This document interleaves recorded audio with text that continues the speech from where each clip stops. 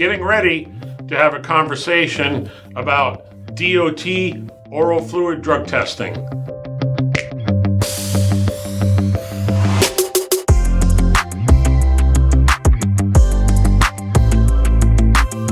Hi, I'm Joe Reilly, President of National Drug Screening. I'm here with my good friend and colleague, Andrew Easler. Andrew is an attorney, and he's also the co-founder of WorkTraining.com. Welcome, Andrew. Hey, thanks for having me. Good. It's a pleasure.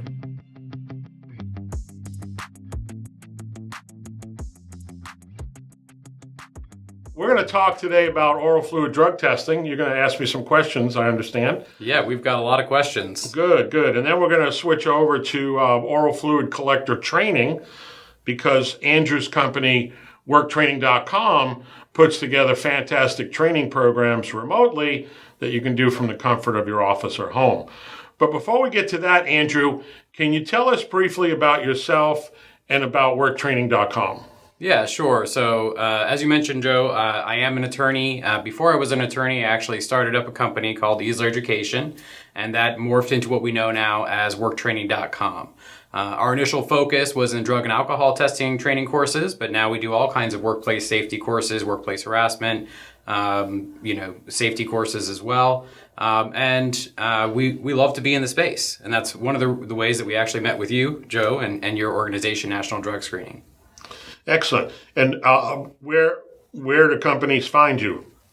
Yeah, so the best place to find us is on the web at WorkTraining.com.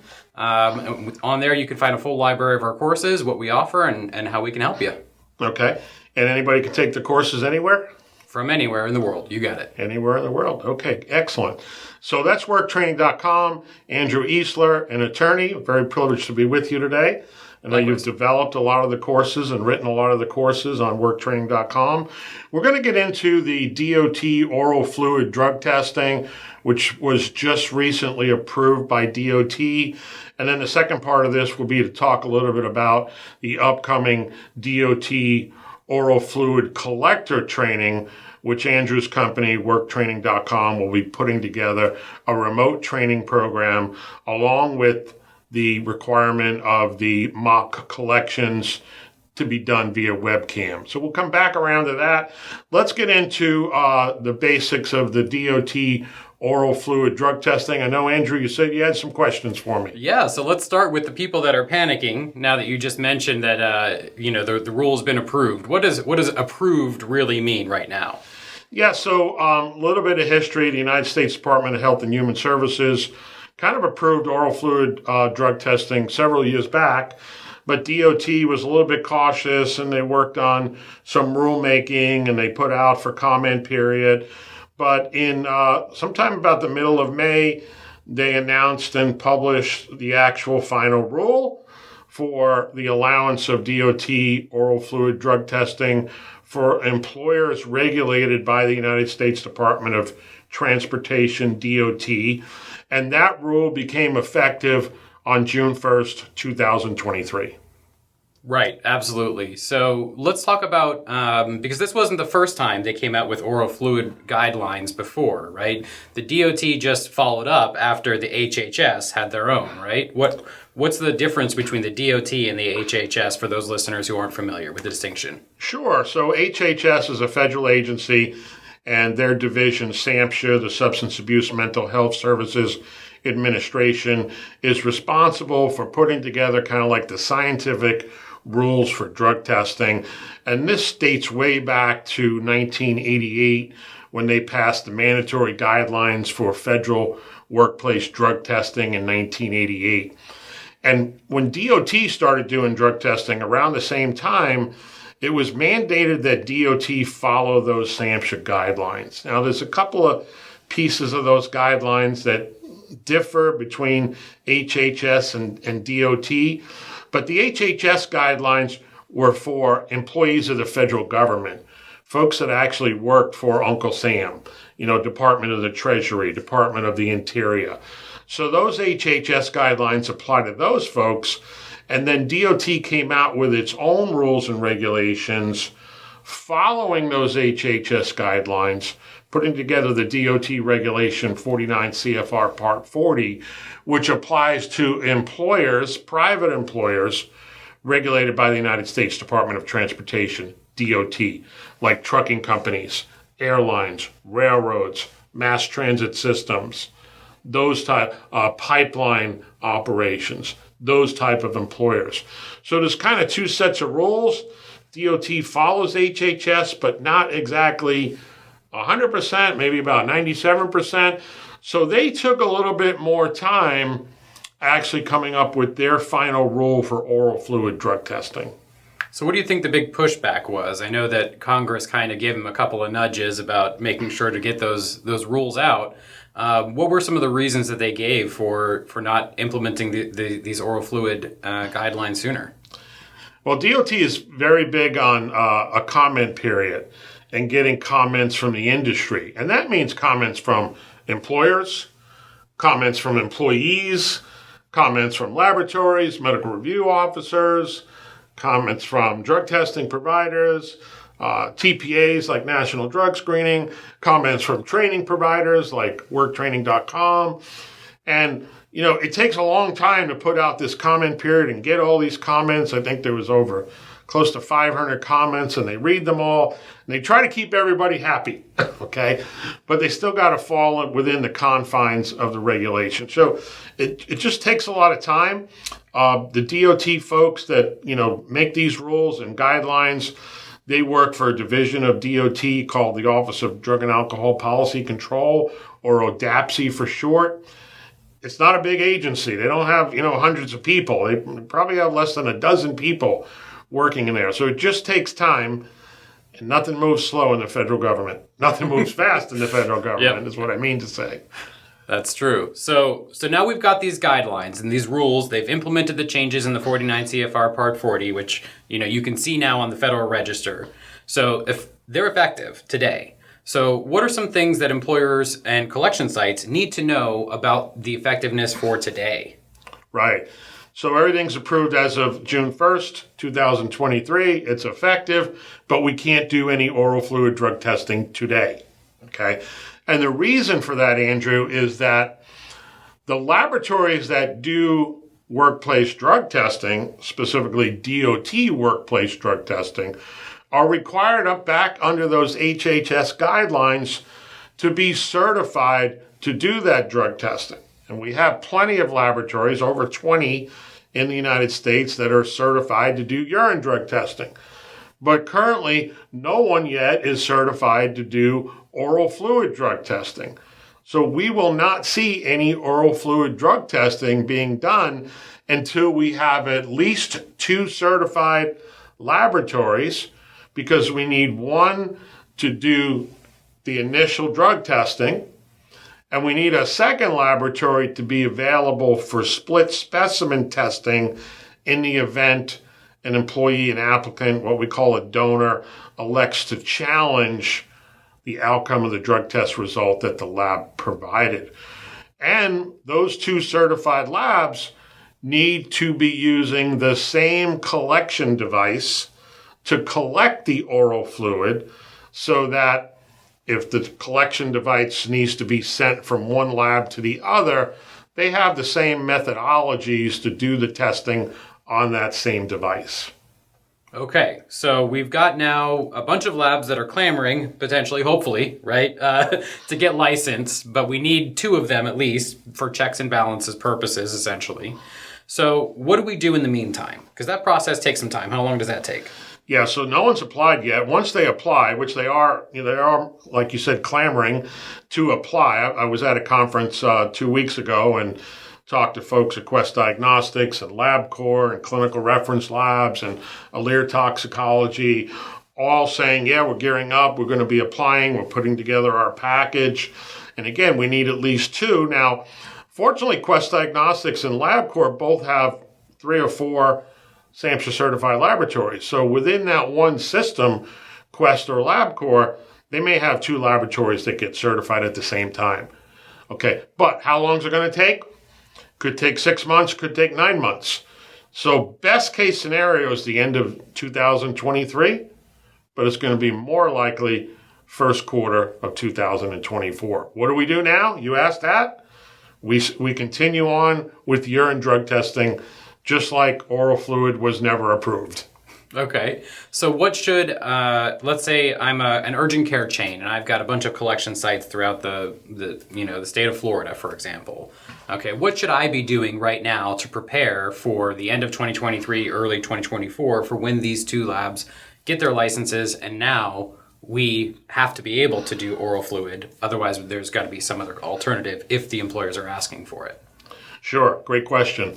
So what I recommend, and this is for employers also, both employers and the collection sites, is that now is the time to start educating yourself, to learn about the rules are there. We know what the rules are, so you got to read them, okay? You got to read the rules to know what they say. You got to pay attention to publications, to videos like this video where we're talking about these rules and the processes. So that's the first step right now, is to become educated, okay?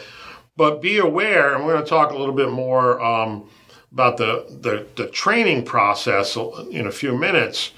Be aware that just because someone is a trained, qualified urine specimen collector for DOT drug testing, that does not make them a trained, qualified oral fluid specimen collector. And somebody new coming in the business is going to have to do 2 trainings, one for urine and one for oral fluid. Absolutely. If they're going to want to be able to do both, basically DOT drug collections, then they're going to have to get both. If they don't have the oral fluid qualification, which there are some specific requirements now in the 49 CFR Part 40.35, and we'll talk about those in a minute. But if they don't have that, then the employer is going to have to find some other provider who can do the oral fluid when they determine that an oral fluid is either necessary or desired in that specific collection. Yeah, great point. Because a few collection sites have said to me, well, we don't really want to do oral fluid testing.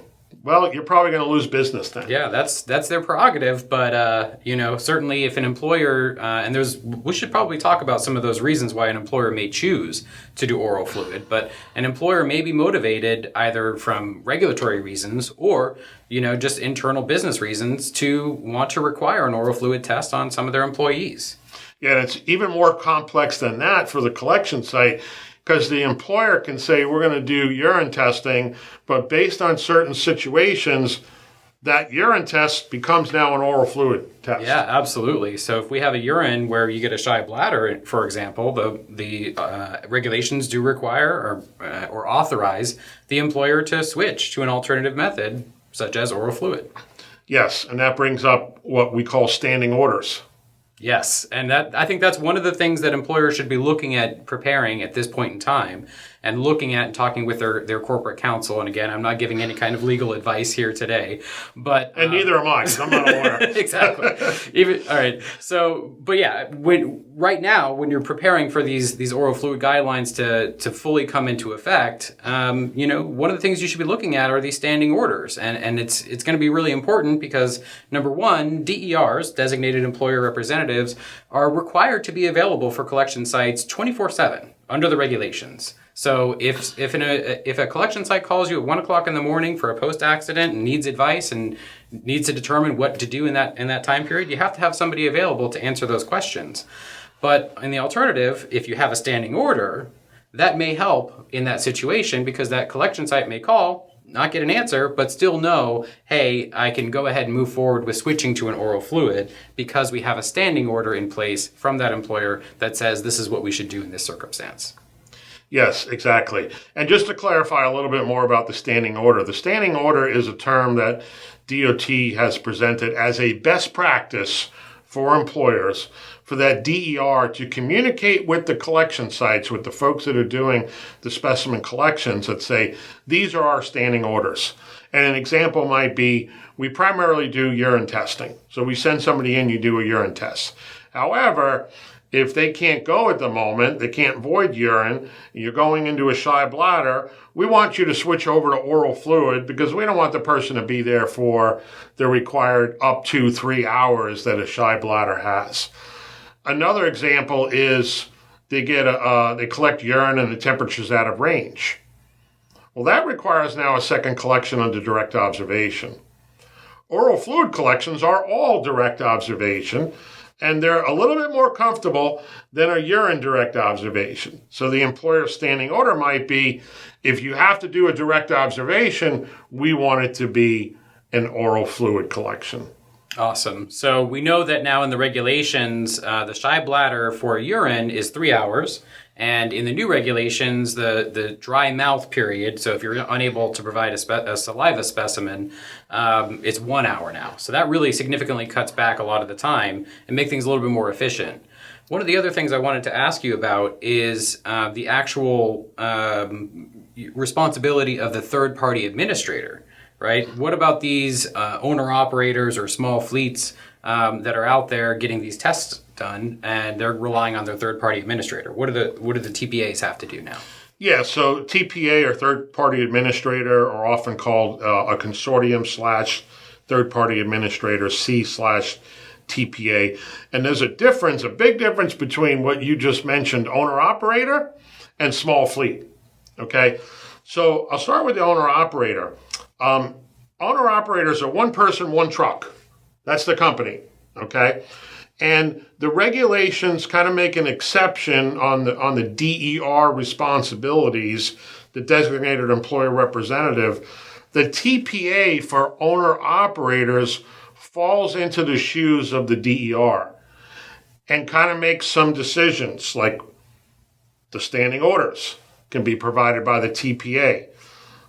The notification after a positive to get that driver off the road, that notification is done by the TPA. The random selection process and the notification to that owner-operator that he or she has been selected, that's a TPA. So the owner-operator kind of reports to the TPA, so to speak. The TPA falls into the shoes of the DER with an owner-operator. With a small fleet, or a medium-sized fleet, or even a large fleet, okay, TPAs are hired to help those trucking companies or railroads, whatever it may be, to help them manage their drug and alcohol testing program. So the TPA might be recommending the standing orders and helping that employer communicate those standing orders to those that are doing the collections, the collection sites. Because often the TPA is who is paying the collection site to do the collections. So with those, multiple driver employers, the TPA cannot be the DER. There needs to be a DER. And there's now, as you mentioned, Andrew, further clarification in the regulation that DER needs to be available 24/7. There needs to be a phone number that a collection site can reach a DER to ask them questions if there's an issue. Those decisions cannot be made by the collector themselves. The good thing about the standing orders is the question may be XYZ, and the answer XYZ is in the standing order.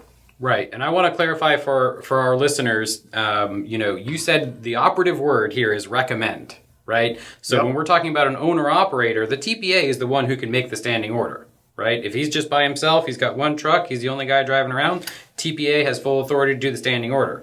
But now, all of a sudden, if we get 2 trucks, right, that's a minimum of 2. Now the TPA can only recommend something like a standing order. The decision is ultimately up to the employer. Absolutely. And the employer is ultimately responsible for everything that happens in the program. And if there's a problem, if there's a violation, it's the employer who's going to pay the fine. Yeah, and I think that's a really important point because they did make some more clarifications on who determines what a refusal is. I think in the previous iterations of the 49 CFR Part 40, it was almost implied that the collector can be the one to say, hey, we're going to stop the collection, it's going to be a refusal, and I'll make the decision. Well, in the new iteration of the 49 CFR Part 40, they do clarify that it's up to the DER to make that final determination of whether something constitutes a refusal. So even if a collector comes to you and says, hey, I just did this collection and I think this is considered a refusal, even if they tell you that it is a refusal, it's ultimately your responsibility as the DER to make the final determination. Yeah, and that's been a hard thing to swallow in the past because many collection sites have said, this is a refusal. And the employer gets it and says, I guess this is a refusal.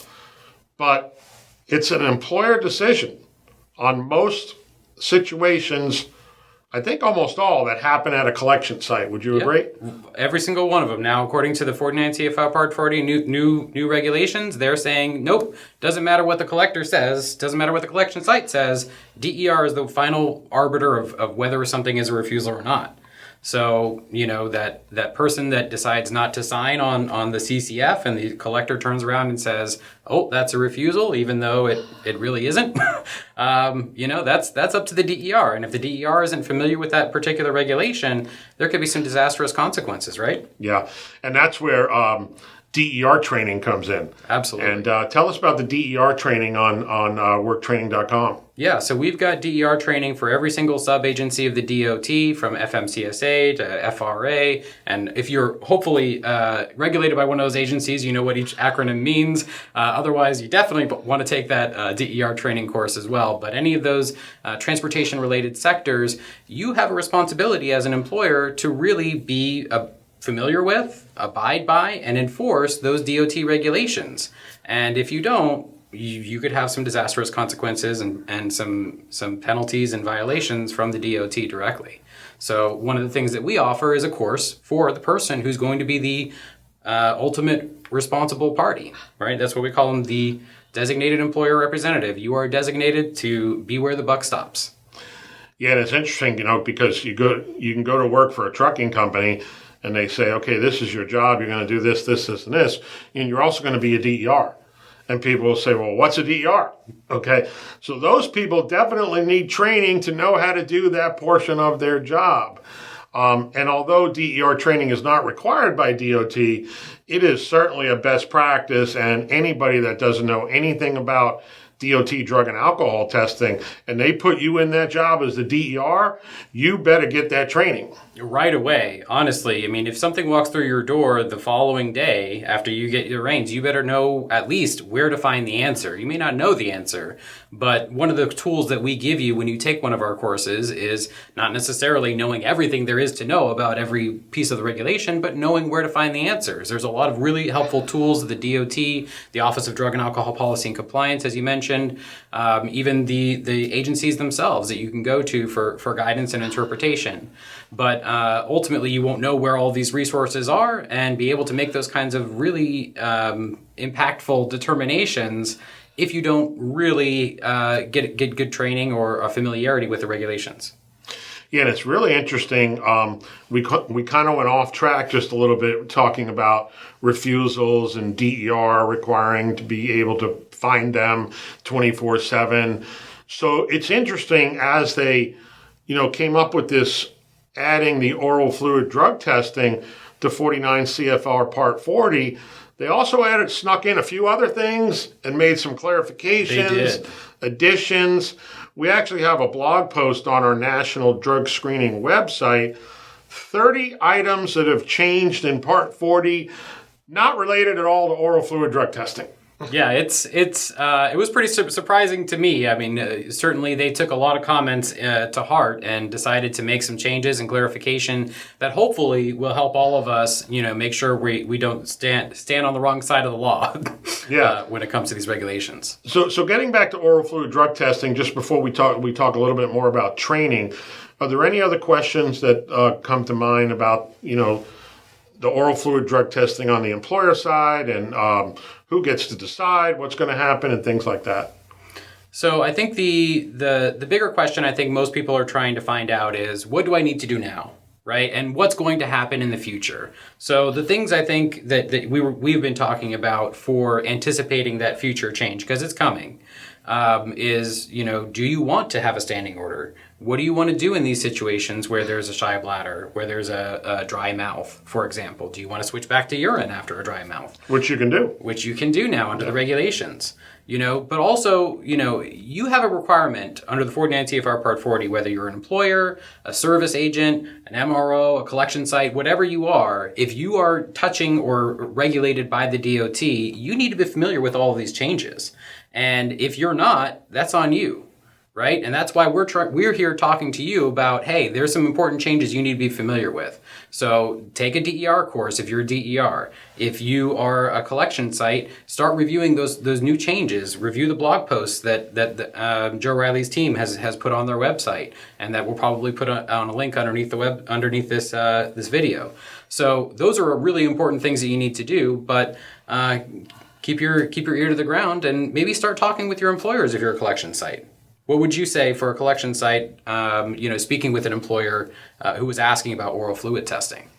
Yeah, I would say, as a collection site, keep learning, keep being aware of the regulations, have discussions with your employer clients. They're going to have questions, and let them know that, your team is going to get trained as soon as training is available. They are going to be there to help their clients. They are going to invest in the proper supplies to get oral fluid collections done, because it's going to be a little bit different. A specimen collection cup, the labs give out no charge because those cups cost, probably 10 cents. Right. But an oral fluid collection device is going to cost some money, and the labs are going to charge for that. So you're going to pay a lab fee, an MRO fee, and a specimen collection device fee. So employers need to be aware of that. And another thing that we haven't even mentioned, employers they've always been allowed to do their own collections if they have a trained, qualified collector. Absolutely. Yeah, that's the risk. I'm sure that there are maybe some concerns about, well, I might lose my employer if I'm not prepared to take on the saliva and oral fluid collections, right? And there are some employers who are looking to bring all of their stuff in-house, but those employers should also be aware that in those situations where you have a dry mouth, you're going to have to potentially switch to a urine if you don't want to follow the 1 hour procedure. So then now you're going to have one person qualified in both urine and saliva if you want to get the same kind of service that you've been getting through your collection site or third-party administrator. Exactly. So it's all about education and knowledge and communications. Absolutely. So what would you, as a third-party administrator, say to your subsidiary collection sites, the ones that you contract out? Yeah. Keep learning. If you need information, let me know. I'll give you the information. We have several blog posts already posted. We have a couple of other videos that we've already done. We have this video that we're doing today with you, Andrew, and worktraining.com. We have frequently asked questions on our website. So you got to start learning now, and you got to start sharing that knowledge with your team, with your collectors. It shouldn't be just the manager. Right. Everybody needs to know about these regulations and how they work and the standing order process, because this is a major change in the DOT drug and alcohol testing industry. 100%. Yeah, this is akin to the adoption of the DOT regulations altogether, I would say. I mean, maybe it's a little bit dramatic, but there's some big changes that they made in those regulations, and you need to be familiar with them. That's your responsibility. Yeah, I would say this is akin to, in 2001, they rewrote 49 CFR Part 40, and they claim to have rewritten it in plain English, and it won some type of award in the federal government called the Non-Gobbledygook Award. Yep. But it really put out 49 CFR Part 40 that people can understand. And I remember I actually went on a road show around the country, and we set up meetings in cities all over the United States to explain to DOT-regulated employers what 49 CFR Part 40 was all about. So we look to doing that. We look to be doing that for oral fluid testing and oral fluid collector training. But to switch gears a little bit, Andrew, you and worktraining.com, you're going to have remote training and proficiency demonstrations or mock collections via webcam, so people can do it from their office. They don't have to travel. They can do it from their home. Tell us about how that's going to be developed and how it's going to work. Yeah, so right now we have on our website a place where you can sign up to pre-order essentially for these courses. These courses, when we finally get the ultimate two licensed laboratories, we're ready to move forward. We'll have a whole bunch of courses available for people to attend, take the online version of the course. and then do their initial proficiency demonstrations. Now, let's talk about the actual regulations of what the training actually is supposed to require, and then we'll tell you what we offer as well. So 49 CFR Part 40.35 is the new version of the collector training requirements for oral fluid. And that now is fairly similar to the urine specimen collection guidelines, but it obviously has different types of mock collections. So the DOT urine specimen collection guidelines require 5 error-free mock collections, 2 that are uneventful, 1 that has a shy bladder, 1 that has a temperature out of range, and 1 where somebody refused to sign the form.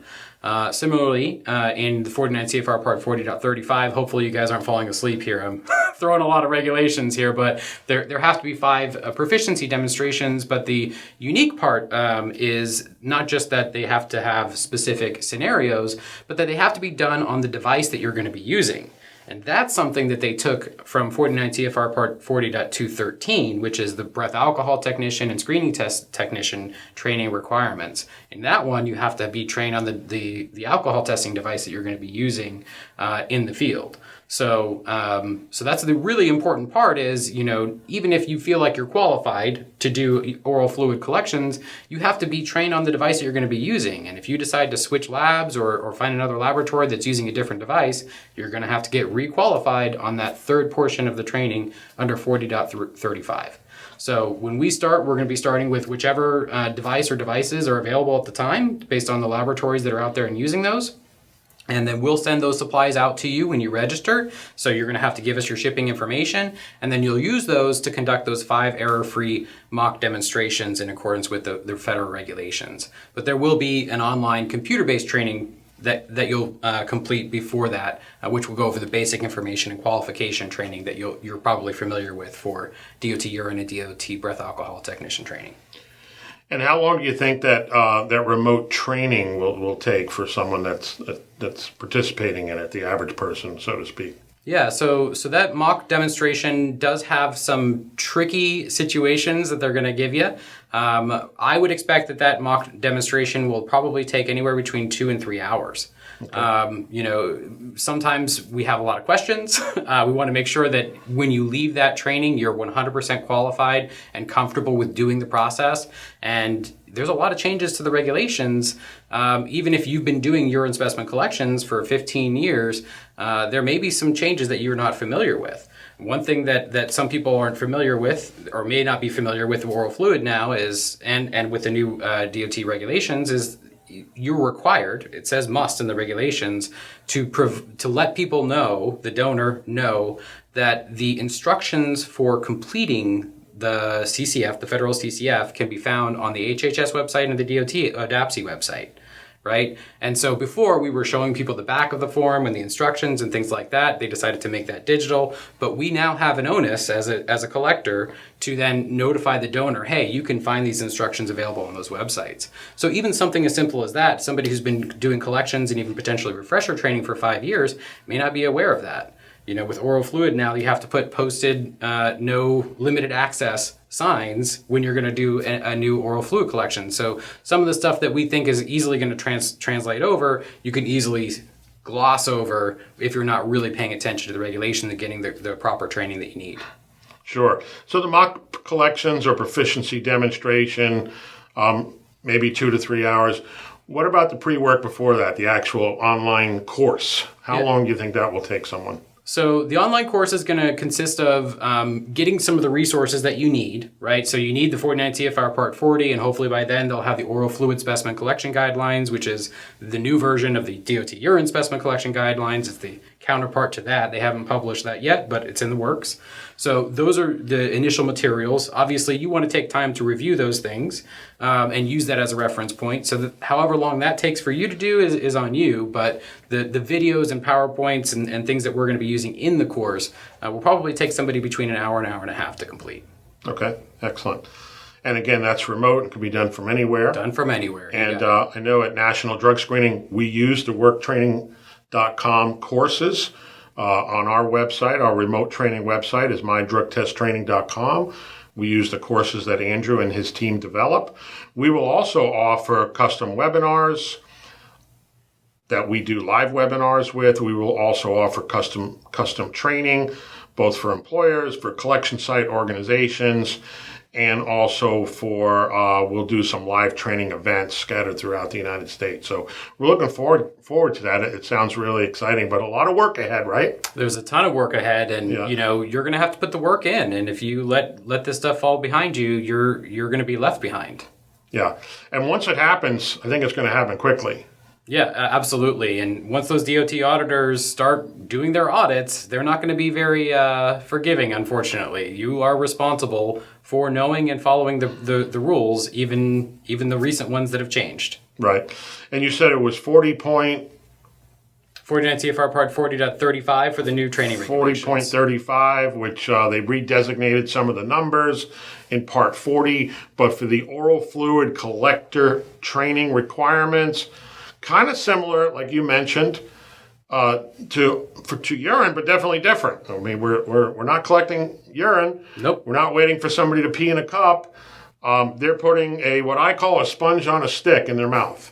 Yep. And it will be a sponge on a stick with actually two sponges that can be broken in two, because there needs to be a split specimen, two separate vials that can go to the lab, an A vial and a B vial, so that the B vial can be sent to another lab in the event of a positive and the donor wants to challenge the outcome from the first lab.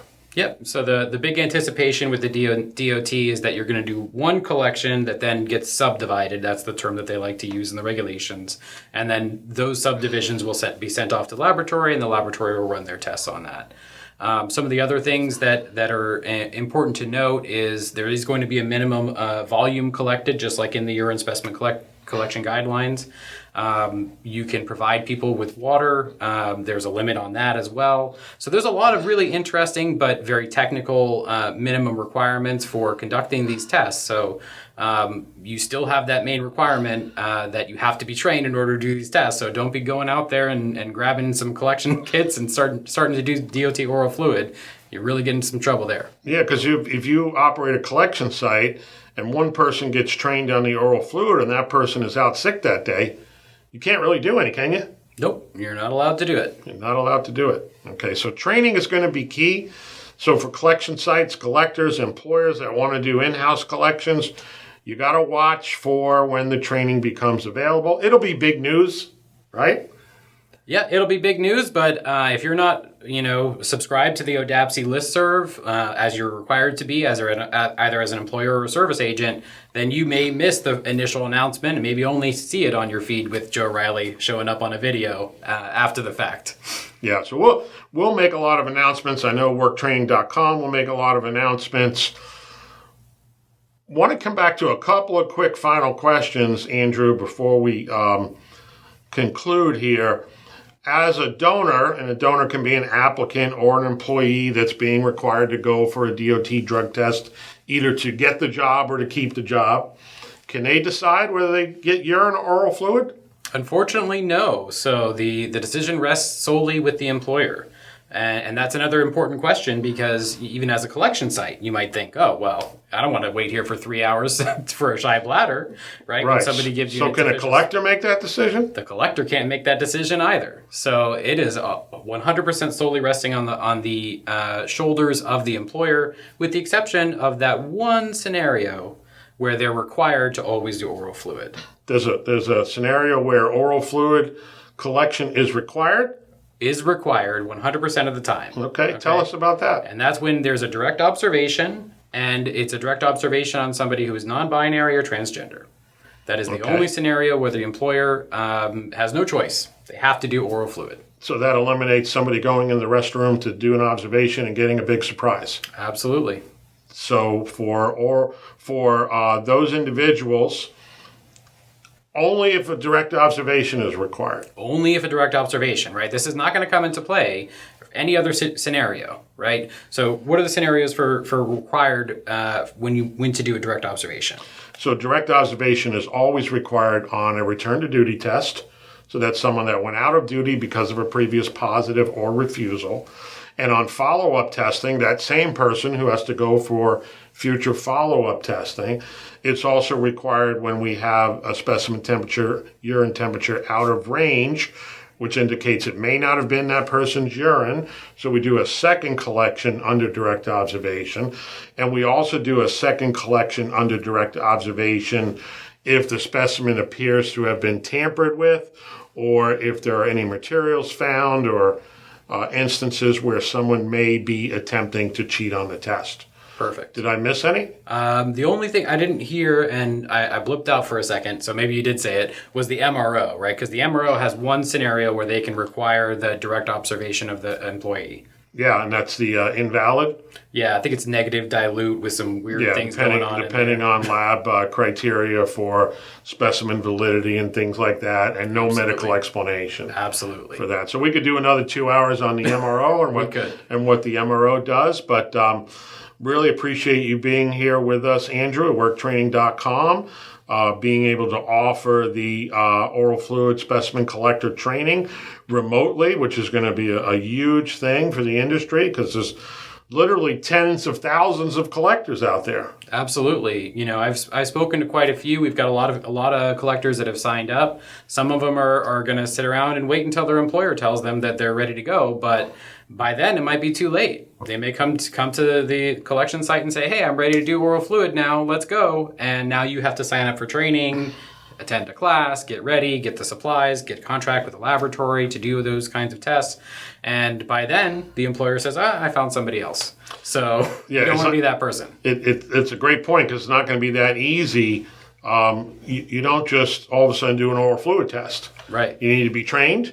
You need to have a lab account. Obviously, you need to have an MRO, which you probably have already, so that part may not be as difficult. But you definitely need a new lab account for the oral fluid part. Absolutely. Okay. And some labs are going to use the same account number, but some labs are stating there's going to be two account numbers, one for urine and one for oral fluid. So there will be separate accounts. And you got to use their device, or a device that they approve, and they're usually probably going to only do one. Yeah. Each one that they try and submit, it has to be approved by HHS. So Yeah. So, Andrew, any final thoughts for our viewing audience before we wrap up? I think we've done a little bit of doomsaying, so I do want to make sure that everybody knows not to panic. But now is the time to prepare, right? You see the hurricane coming, right? You want to make sure to batten down the hatches and put up your boards, things like that. But, it's a really great opportunity. I think it's a really big step in the right direction for the DOT. The freedom that it gives employers, the efficiency that it provides, the shorter detection window that it provides, it's going to give a lot more choice back on the private sector, which I think we really needed for quite some time. Anytime we have the federal government requiring or mandating something as intrusive as drug testing, it's really great to see when they start pushing back a little bit and opening up a little bit of that those privacy rights and giving it back to the employer to say, hey, maybe we should just do an oral fluid in this situation rather than doing a direct observation where genitalia are exposed. Yeah, I think a huge benefit, along the lines of what you just mentioned, is that huge discomfort of an oral, of a urine direct observed collection. And just to reemphasize, every oral fluid collection is observed, and it's not gender specific. That's correct. So it can save time and money, and it can be more efficient. And when we get into shy bladders, where we could be waiting up to 3 hours, we can save time and money. We can be more efficient. Employers can look at perhaps doing in-house collections for their post-accident and reasonable suspicion, which may occur at 8 o'clock at night or 1 o'clock in the morning, difficult to find a collector. Employers that are in remote areas where a collection site is 50 miles away, this might be an opportunity to train some folks in-house and be able to do those collections. Now, as a drug testing provider, am I worried about that? No, because they still need a lab account. They still need devices. They still need a medical review officer. They still need someone to help manage their random testing.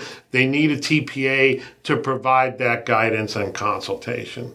Yeah, and I think one of the really cool things about this also is, you still get the safety benefit for those individuals who have a medical reason for not being able to provide a urine sample, or the opposite, not being able to provide an actual saliva sample. So you have the option to make sure those individuals are part of a federally regulated program, which will help ensure the safety of our transportation airways, railways, roadways, and things like that. Whereas before, if you can't provide a urine specimen collection, you have no medical explanation for it, or you do have medical explanation, that's a permanent, responsibility, you have to get an exemption, right? Exactly. And just real quick, folks are going to ask, well, which is more accurate? Well, they're both accurate, okay?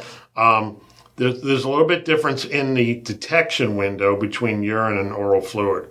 Oral fluid is a little bit stronger for short-term detection, like someone used drugs this morning or someone used drugs last night or just before the accident.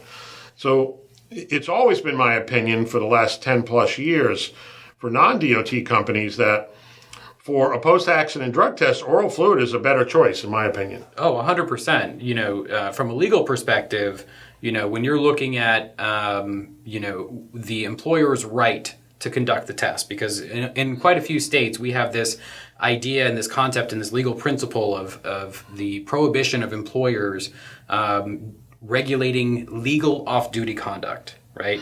So if what somebody is doing off-duty on the weekend is legal, then in some of these states, they have no authority to regulate that. So if we have a detection window that's going 30 days behind, is that going to capture legal off-duty conduct? Particularly when marijuana, which we're thinking it's in the pipeline, will get removed from the Controlled Substances Act on Schedule 1.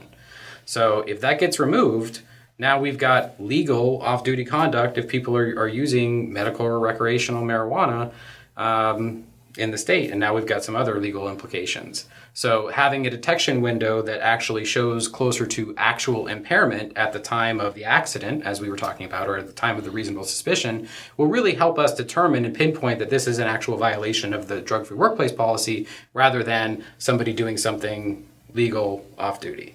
Exactly. And just to be very clear, in the DOT program for DOT covered employees, currently today as we speak, marijuana is a prohibited substance. And if you test positive for THC, you've violated that program and you're going to be removed from that safety sensitive position. So with that, Andrew Easler, I want to thank you for joining us. Likewise, always with a pleasure. WorkTraining.com. Watch out for news about when we get started with collector training at WorkTraining.com at National Drug Screening. We'll both be promoting out a lot of information. Stay tuned, and we look forward to seeing you at our first training program. See you soon.